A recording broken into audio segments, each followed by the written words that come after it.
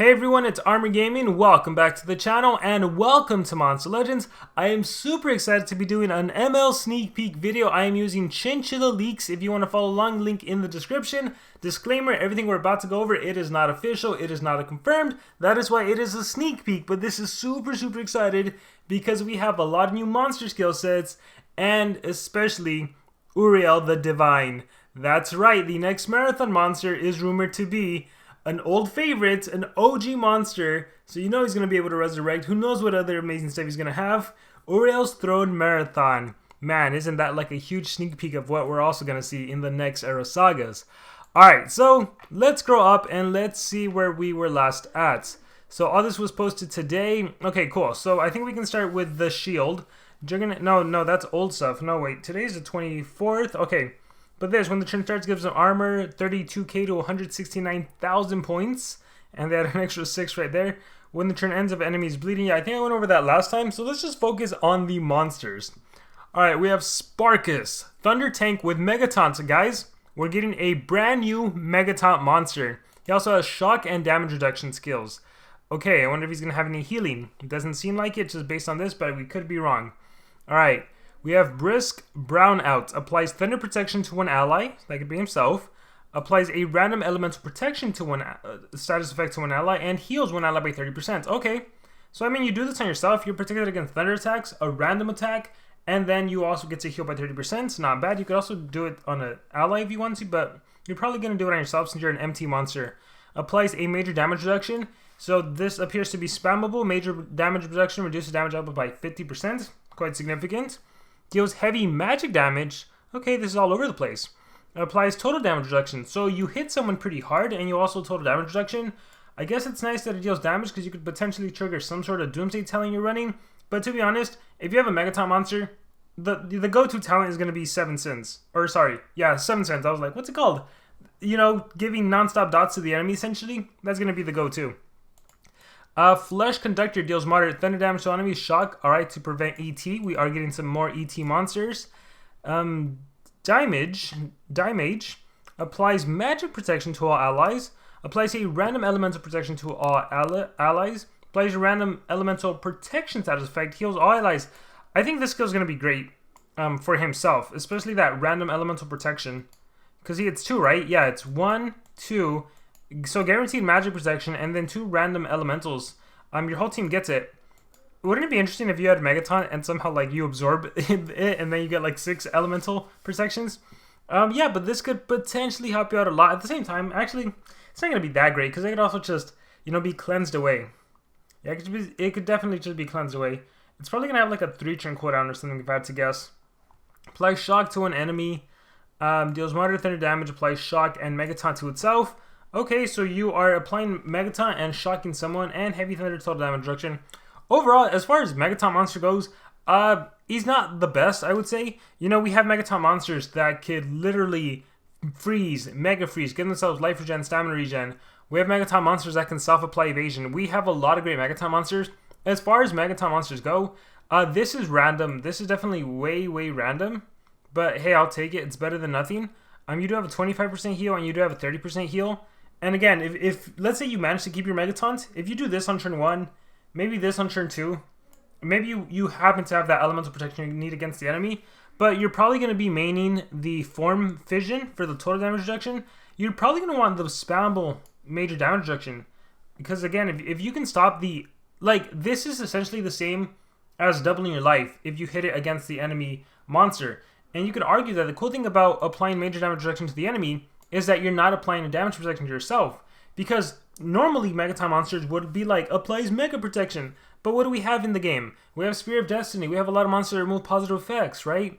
I mean, just look at Teddy Bomb. He has a cleansing skill extra turn and then another cleansing skill. So instead of applying damage protection, the fact that you can major damage reduction to the enemy or even total damage reduction to the enemy, that's quite useful. So I'll give him that. But overall, I'll say he's an okay Megataunt monster. It's better than nothing, right? It's better than nothing. And as always, it comes down to the trait.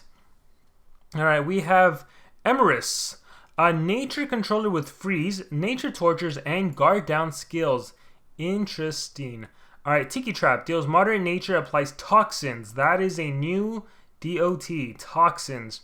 Deals moderate nature damage, applies poison, applies nano and freeze to enemies. That is a great AoE skill.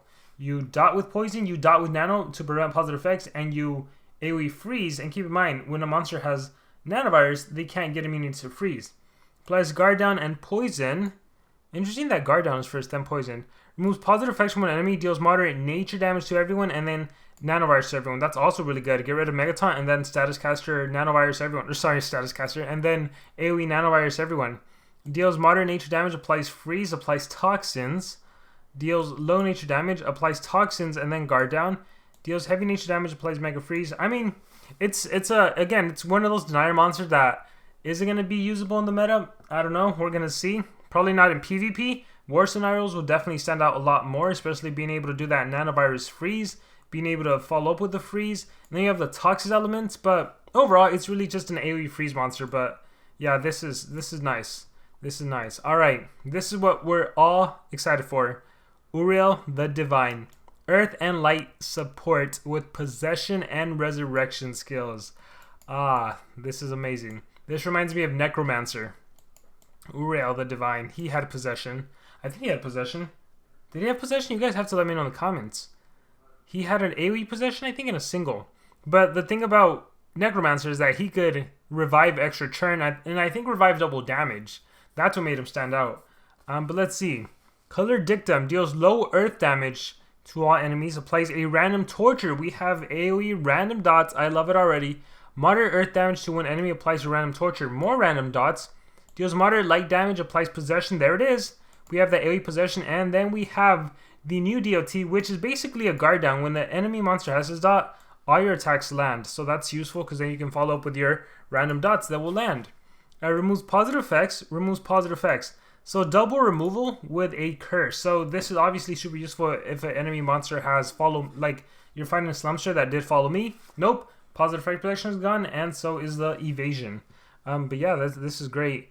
Earth damage curse. Moderate light damage, applies possession to an enemy and double damage to the enemy. So I'll be honest, I'm actually not a fan of this. Why is it called Holy Resurrection? You would think it revives the enemy and then gives him possession double damage, right? Yeah, I'm actually not a fan of these skills. I think the intent behind them is really cool. Let me take possession of the enemy monster and give them double damage so they can attack their own teams. Ha ha ha. Like, in theory it makes sense, but the reality is monsters have hardened. Pretty much all of them have hardened. Sometimes they'll have tough, sometimes they'll have bulwark, you know, so sometimes the possession doesn't land, but the double damage will always land because that's a buff, and buffs always land. So it's possible 80% of the time, or 80 or more percent of the time, you're giving the enemies a free double damage, or even if you possess them, maybe they just do an ET skill, maybe they do a self skill, and it's not even worth it. So I wouldn't risk running one of these skills. The only way you could pull it off is if you trait disabled the enemies and then did Holy Resurrection, and even then, what if they just recharge, you know? Alright, we have Torment and Dictum, removes all negative effects from allies and life regen, a nice support skill that also allows for healing. Also super useful for taking up those annoying Poseidonias that give you reverse healing. Nope, I'm going to cleanse and then give life regen. Resurrects one... Wait, Ancient Spell, resurrects one enemy. Ah, there it is. Shouldn't this should be switched. Ancient Spell should be the possession double damage, and Holy Resurrection should be resurrects one enemy. Alright. Resurrects one enemy with 1% life, applies possession, and gives one extra turn to itself. Interesting. It's an ET, but you have to revive the enemy to get the ET. Interesting. Resurrect one enemy with 1% life, applies possession. So the monster you res is going to get possessed, but then you get yourself an extra turn. Is it worth reviving the enemy to give yourself an extra turn, even if you possess the enemy? I feel like there's maybe situations where it could come in handy, but again, it's possible that you res and the enemy doesn't get possessed. You know, that's always a possibility. I'm wondering if there's like a talent that maybe can trigger with, like, when your life is below 50%, deals dot damage to the enemy or something like that, because then you could technically res, and it doesn't matter if they get possessed or not, because you give yourself an ET and then your talent kicks in and kills the enemy you just res, but you just did it to trigger the talent. I don't know. Maybe some specific use case scenarios, but I'm not seeing it. Alright, we have Custody Dictum, resurrects all allies with 50% life. I'm actually not the biggest fan of the team res skills. I feel like it doesn't need it. I think it's going to be great for the rank up survival dungeon. You can have 2 of your monsters die, and then you can have Uriel resurrect them, so that's going to be fun. I like more of that single revive, ET, single revive, give double damage, extra churn, stuff like that. But yeah, resurrects one ally with 50% life, damage boost to an ally, 1 extra... Guys. Resurrects one ally with 50% life, damage boost to the ally, gives 1 extra... Oh my gosh, that is so awesome. That is great. You can partner him up with Barbatos now. I think, okay, somehow in the lore, Barbatos and Uriel'S, they're going to meet up, and they're a perfect partner. Literally, Barbatos kills himself, kills his own team. But this monster's like, Barbatos, I know you just destroyed yourself. I know you tried to kill the team. But let me revive you. Let me give you a damage boost. And let me give you an immediate extra turn. And then Barbatos says like, thank you. Now with this 50% life you gave me, let me take life and give myself double damage. Oh my gosh, this is awesome. This is awesome. This is awesome. Wow. I love it. I love it, guys. He's a marathon monster. If you are not in a good race team, get yourselves in a good race team. Wow. I love that skill. Resurrects one with 1% life. Spammable. Even if you get hit with CDA, you could always res. Man. And maybe you res someone that has the Purgatory Throne. Or maybe you have Purgatory Throne and then you... You know what's funny?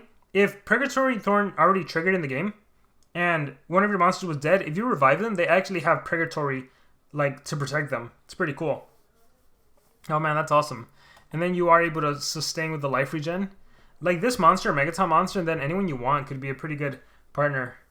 Like, you could actually use a Denier that relies on dots, and then Uriel, because it also relies on dots, and then a Megaton monster to absorb attacks. And even if it dies, you just res, dies, res, dies, res. And it's cool because even if it's a status caster Megaton monster, once it dies, you revive it, immediate extra turn, and then you're good to go. That is awesome. Deals moderate earth damage to one enemy, removes positive effects from one enemy, removes positive effects from all enemy, applies curse to all enemies.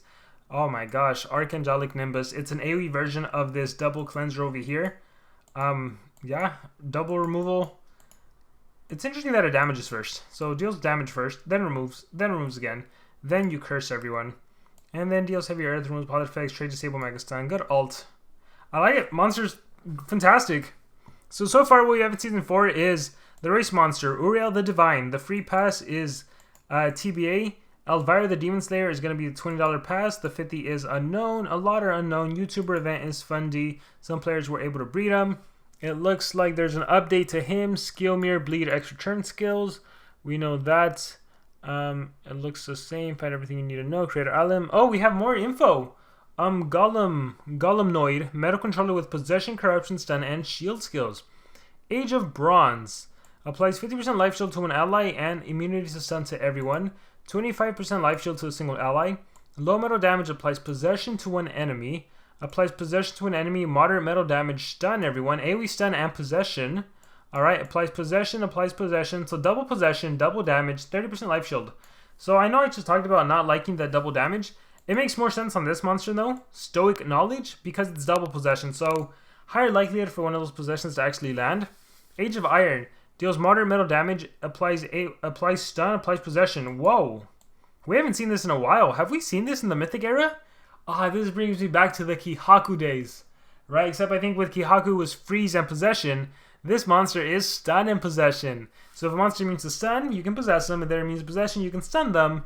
If they have Hardened, Bulwark Tough, whatever, you have a chance to do one or the other. That is awesome. Applies stun, applies 25% life shield.